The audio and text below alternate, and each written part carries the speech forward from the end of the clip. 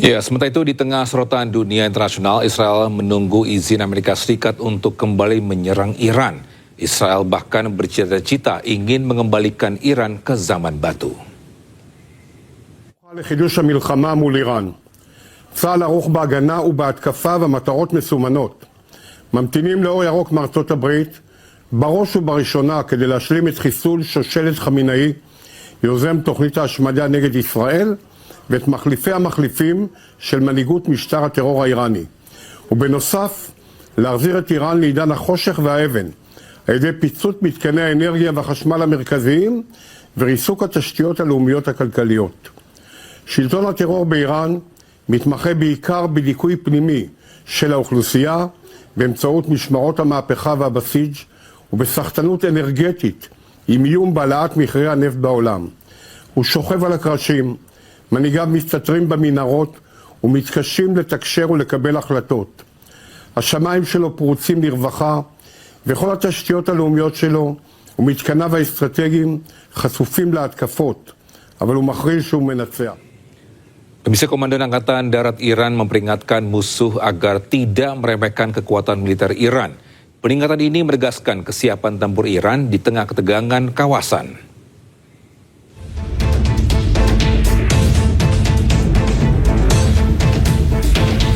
Ya, pemirsa, pernyataan tersebut disampaikan bagi pihak yang dianggap sebagai musuh. Ia menekankan kesalahan perhitungan terhadap militer Iran dapat berujung fatal. Pasukan militer Iran dinyatakan dalam kondisi siap siaga terhadap berbagai potensi ancaman. Peringatan ini merupakan pesan Iran untuk memperkuat posisi dalam keamanan regional.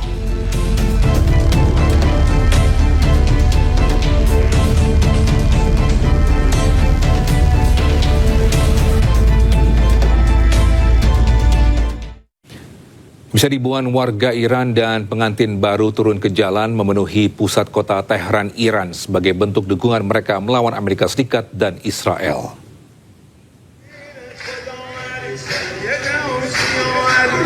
Ya, bisa sepasang pengantin baru turun ke jalan untuk mendukung angkatan bersenjata Iran saat Donald Trump mengumumkan gencatan senjata sepihak. Ya, dukungan ini merupakan dukungan terhadap angkatan bersenjata Iran pada konflik Timur Tengah yang sedang dihadapi oleh Iran. Selain itu, Garda Fusi Islam Iran ini juga pamerkan kekuatan militernya pada warga Iran.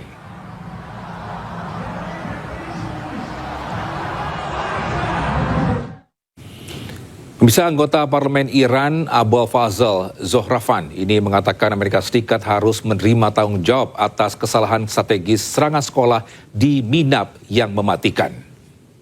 بازی رو 0-1 شروع کرد.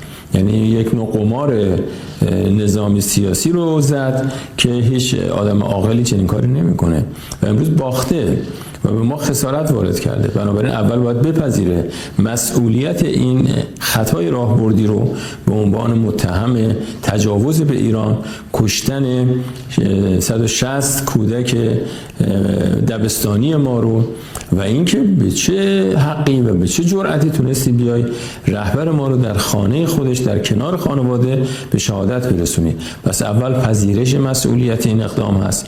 دوم مسئله تقبل پرداخت غرامت هست. پس از اون مشکل نداره. حالا ما راجع به 60% و مسئله غنیسازی و مسئله تنگه هرمز و اینها حالا میتونیم مذاکره کنیم، ولی قبل از هر چیز مسئولیت این اتفاق رو.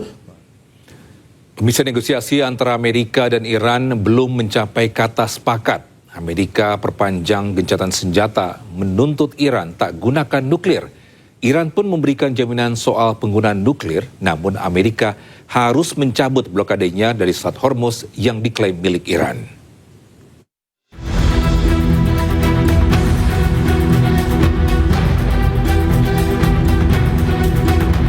Serangan gabungan Amerika Serikat dan Israel pada 28 Februari 2026 memicu perang di Iran. Kedua pihak saling melancarkan serangan dengan menargetkan berbagai objek vital.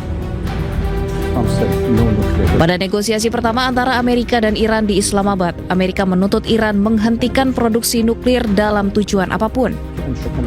Iran pun kini mengamini, namun meminta Amerika menghargai Iran yang memiliki hak atas Selat Hormuz.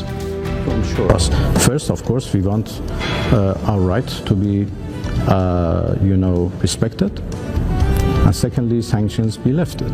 Sanctions are imposed because there are concerns that our program may go for weapons, and we can continue our enrichment for peaceful purposes. Then every details of that is negotiable. And I hope that nothing would happen which interrupt that. It would be a big threat for everybody. If war starts, that would be a disaster for everybody. Sementara itu, Sekretaris Pers Gedung Putih menyebut Amerika Serikat menawarkan fleksibilitas kepada Iran. Amerika juga telah memperpanjang gencatan senjata untuk memberi waktu kepada Iran agar Iran bisa memenuhi tuntutan mereka.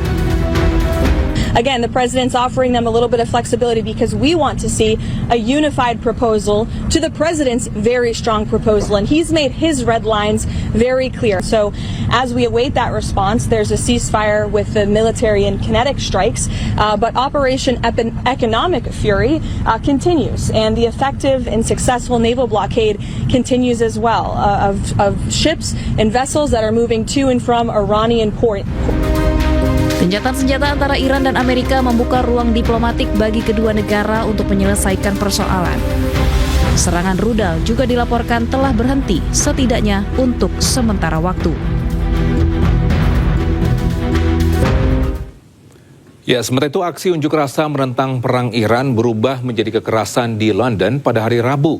Para demonstran dilaporkan ditikam dalam insiden tersebut. Para pengunjuk rasa berkumpul sambil meneriakkan yel-yel, mengibarkan bendera Iran, dan membawa spanduk bertuliskan slogan-slogan pro-Khamenei. Mereka juga menyatakan kemarahan terhadap pemerintah Amerika Serikat dan Inggris karena mengizinkan Amerika menggunakan pangkalan udaranya di Timur Tengah. Di tengah aksi unjuk rasa tersebut, kekerasan pun terjadi. Dilaporkan dua pria berusia dibawa ke rumah sakit ini akibat luka tusuk. Sejumlah media melaporkan saksi mata menyalahkan para pengunjuk rasa tandingan pro-Shah atas kekerasan yang terjadi. Namun hal tersebut masih belum dapat diverifikasi secara independen.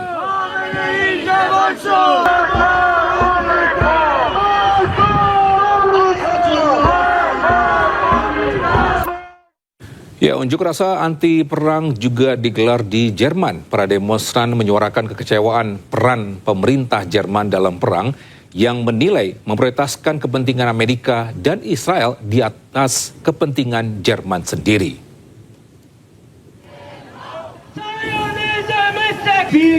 Ya, puluhan peserta menggelar unjuk rasa anti perang dengan mengibarkan bendera Iran di gerbang Brandenburg, Jerman. Para pengunjuk rasa meneriakkan slogan sambil memegang potret para korban yang diduga menjadi korban konflik dan mengangkat spanduk bertuliskan "Satu genosida tidak membenarkan genosida lainnya". Para demonstran juga menyuarakan kekecewaan yang semakin besar terhadap peran pemerintah Jerman dalam perang. Pengunjuk rasa menilai Kanselir Friedrich Merz ini memprioritaskan kepentingan Amerika dan Israel di atas kepentingan Jerman sendiri.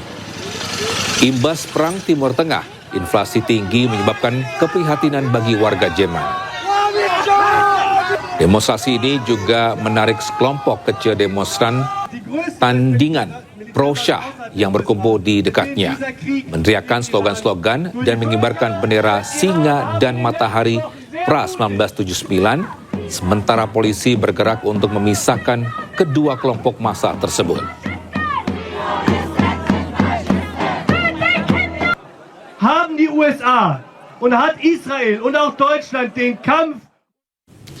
Pemirsa, Reza Pahlavi, tokoh oposisi Iran, disiram cairan merah oleh orang tak dikenal usai menghadiri konvensi di Berlin, Jerman. Ya, insiden penyiraman terjadi saat Reza Pahlavi, putra Shah Iran terakhir, ini meninggalkan lokasi acara. Pelaku mendekat dan langsung menyiramkan cairan merah yang diduga jus tomat. Tugas kepolisian yang berjaga langsung mengamankan pelaku. Hingga kini motif penyiraman masih diselidiki.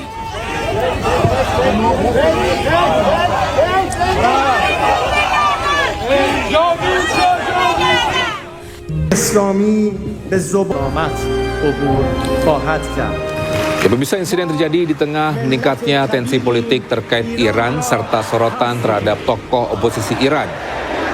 Reza Pahlavi merupakan putra mahkota Shah terakhir Iran, Muhammad Reza Pahlavi, ini yang digulingkan dalam revolusi Iran di tahun 1979. Sejak saat itu, Reza hidup dalam pengasingan dan aktif suarakan perubahan rezim politik Iran dan dukung sistem demokratis. ملت کبیر ایران را پس بگیرید.